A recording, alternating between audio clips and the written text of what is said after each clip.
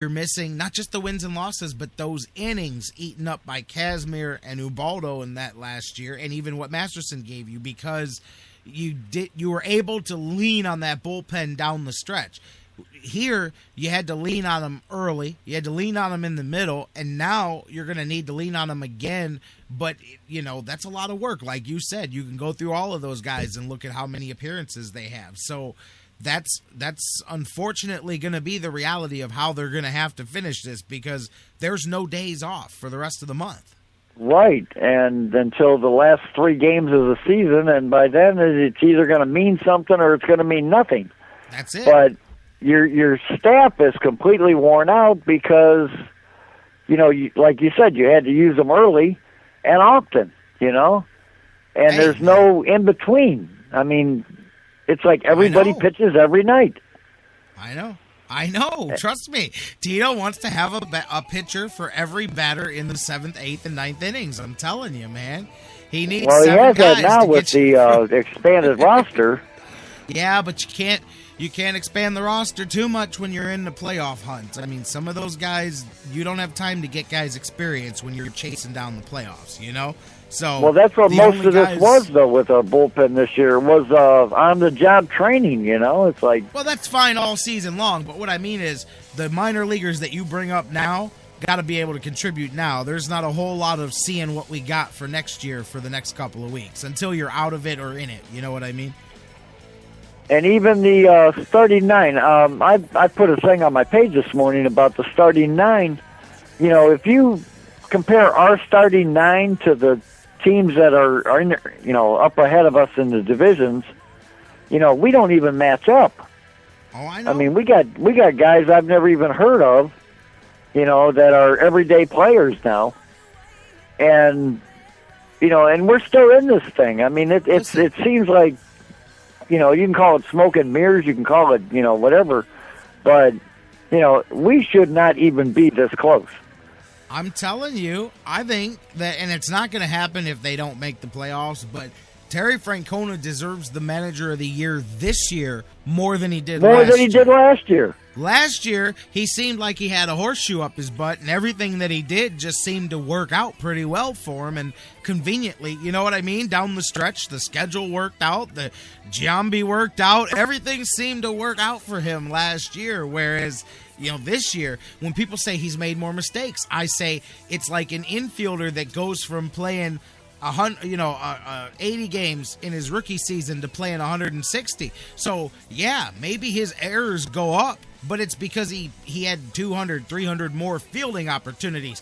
Terry Francona has had 200 or 300 more managing opportunities this season through the roster and the moves and all of that, yeah, you're going to make some mistakes more than you did last year, but it doesn't matter. It's because you're handling the ball so much, because of everything that we've just described and that we've been talking about. I truly believe that even if they don't make the playoffs, he should win it this year, but I don't think he will unless he gets them back into the playoffs. Because on the outside, if you don't know, you're going to look in and go, oh, well, they went from 92 wins in the playoffs to, 87 wins or something like that. So how could he have done a better job? But you weren't here. Trust me, he did a better job. Right. If you hadn't have seen this, you probably wouldn't have believed it. Exactly. And hey, man, they're still going to make it. He is going to be the manager of the year because they're going to make it, because they're the team of destiny, Bruce. You just got to go for the ride, man. Just got to go for the ride. I'm kind of relying on you for that one. I don't look at it as a team of destiny. I look at it from one day at a time. But you got to. Let's have some fun, man. That's what I'm trying to do with this here, man. That's all you can do. That's all you can do, Let's have some fun with it. I agree. I mean, it's been fun up till now. I mean, even if they should happen to fall a little short, it's been a fun season, just seeing how many different moves Tito can make and still keep us, alive. Absolutely. Hey, last question before we go, Bruce. I want to ask you, Verlander on the mound tonight. What is the over-under here that there's at least one blown-up picture of Justin Verlander's naked backside in the crowd here tonight when the cameras pan? You think somebody's going to get one in? Do you think they'll confiscate at the door? Trevisano is passing out that picture at the gate, Hang on, and which he one? wants everybody to chant "Tiny Wee Wee." Are you talking about the one in the mirror with him and the mirror Mrs. picture. Verlander? Yes, okay. Right. Yes. Yeah, he's going to pass that. Have that passed out to the crowd as they come into the gate tonight, and he wants everybody to hold it up and yell, "Tiny Wee Wee." You know what? Usually, I don't let people mention other radio shows because I don't like to bother. But you know what? It's better than the other ones because the other ones would have said, hey, here's a picture of LeBron. Take this down and talk about the Cavs or something. Or here's a picture of Johnny Football. Take this down and tell people to go to the Browns game. So I'm with Triv because at least hadn't it not been a promotion, I wouldn't have mentioned the actual show. But no, I wanted to take a shot. At least he's sending people to the Tribe game. But I knew it. I knew that picture. You're going to see it tonight. So if you haven't seen it, just look around in the crowd, and you'll see it. Yeah, they're. Funny. I guess they're a little bit bigger than 8x10s, from what I understand. Funny. So.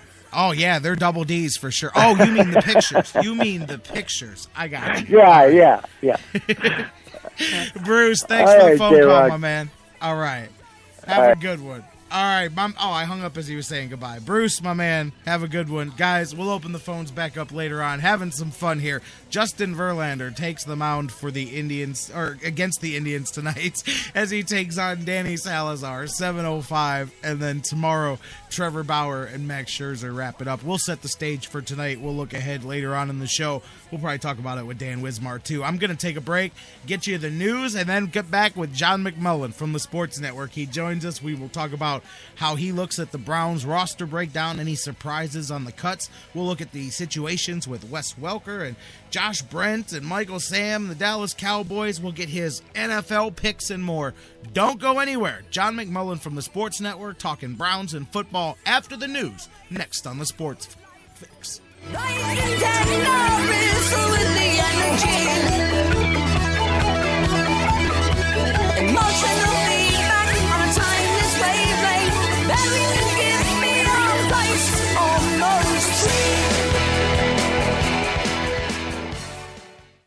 And now, a very special announcement from the Sports Fix. Black bears weigh between 200 and 500 pounds. Brown bears weigh between 300 and over 1,000 pounds. Black bears run away from you. Brown bears run at you. When attacked by a bear, simply lie still on the ground and cover your face and head with your hands. When the bear is finished batting you around and mauling you, contact the U.S. Forest Service. And that was a message from the Sports Fix. Hey guys, before we go to the break, I want to talk to you a little bit again about our good friends at Harry Buffalo North Olmsted, the UFC, the Ultimate Fighting Championships, some of the hottest fights in the world today. Each and every one of their huge events, Harry Buffalo is one of the few places in Northeast Ohio you can go there and watch each and every UFC fight at the Harry Buffalo. And let me tell you, I've been there. The people are out the door. They are to the rafters. It is one of the craziest environments for some UFC fights. Wing Mondays, they've got great deals on wings and drinks, and every day of the week there's a different special, a different deal. And don't forget the Bison Burger, the unbelievable. It is the combination of a fantastic burger and eating healthy combined into one unbelievable sandwich. You have got to get a Bison Burger while you're there. So whatever you're looking for, whatever day of the week, Monday through Friday, Saturday, Sundays, there's something for you at the Harry Buffalo North Olmsted, just outside Great Northern Mall. Check them out today. Harry Buffalo, join the herd. Hey, this is Scott Fujita, and you're listening to the Sports Fix. Whether it's an oil change or a new set of tires, Quick Lane at Valley Ford Truck has you covered for your automotive car care needs. They're your neighborhood quick service experts. They also offer a low price tire guarantee. Choose from 13 brands, and if you find the same tires at a lower price within 30 days, Quick Lane at Valley Ford will refund the difference. They're open late Monday through Thursday until 9 p.m. and open early Saturday so you can check it off your to-do list and get on with your day. They also have a newly remodeled service lounge and additional service bay just for Quick Lane oil changes. Quick Lane at Valley Ford Truck is located at 5715 Canal Road, right under the 480 Bridge in Valley View, just down the road from Independence. 5715 Canal Road, right under the 480 Bridge in Valley View, just down the road from Independence. Come see why life is better in the Quick Lane. QuickLane.com/Valley Ford Truck. That's QuickLane.com/Valley Ford Truck.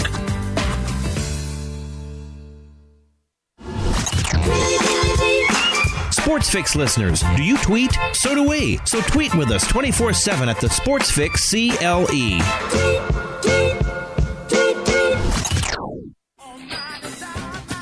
Business owners and professionals, do you want to take your business, your product, your team, your event to the next level? You want to advertise right here with the Sports Fix. Our listeners are among the most loyal listeners, terrestrial or internet. The Sports Fix universe is not only the radio show, but tens of thousands of fans on Facebook and Twitter. Email me, Jerry Myers, thesportsfix at AOL.com. That's thesportsfix at AOL.com. And let me help you swing for the fences and hit it out of the park right here on the Sports Fix.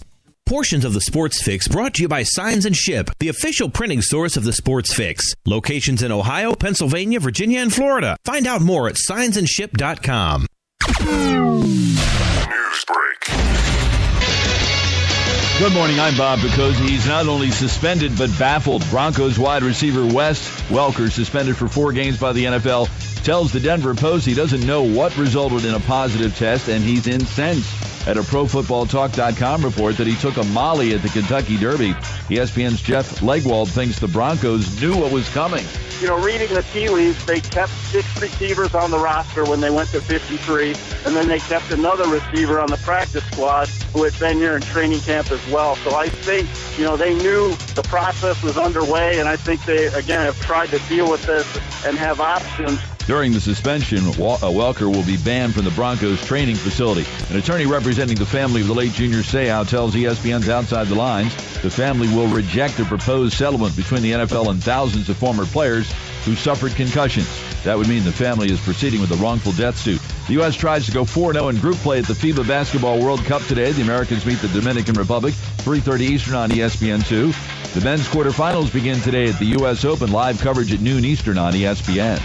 After 75,000 miles, hidden causes of breakdown like leaks and sludge can shorten the life of your engine. Extend the life of your engine with the proven protection of Valvoline Max Life High Mileage Motor Oil. Valvoline, 140 years under the hood. Now, back to the Sports Fix.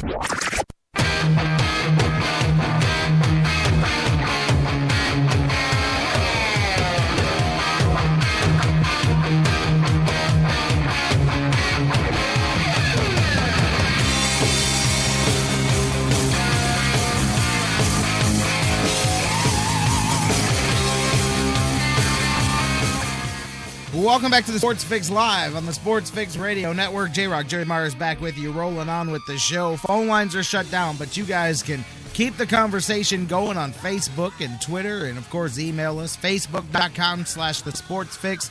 Tweet with us at the Sports Fix CLE. Email us, the Sports Fix at AOL.com. And hey, make sure while you're over there tweeting us and Facebooking us to make sure you like and follow the pages as you're there and interact with us, not just during the live show, but 24/7 throughout the week. Meanwhile, just a moment from now, getting ready to go to the phone lines, waiting for my man John McMullen to join us here, talk about the latest in the NFL, his thoughts on the Browns roster breakdowns and all of that. So you keep the conversation going with us as we momentarily go to the phones. Welcome back into the Sports Fix. As I said, J-Rock back with you. I'm waiting for John McMullen here to join us here, so he'll be with us momentarily. Meanwhile, welcome back in. And speaking of the Browns continuing to make a few little moves here and there, tweaks to the roster as we get closer to this weekend. And I'm always interested in this process here.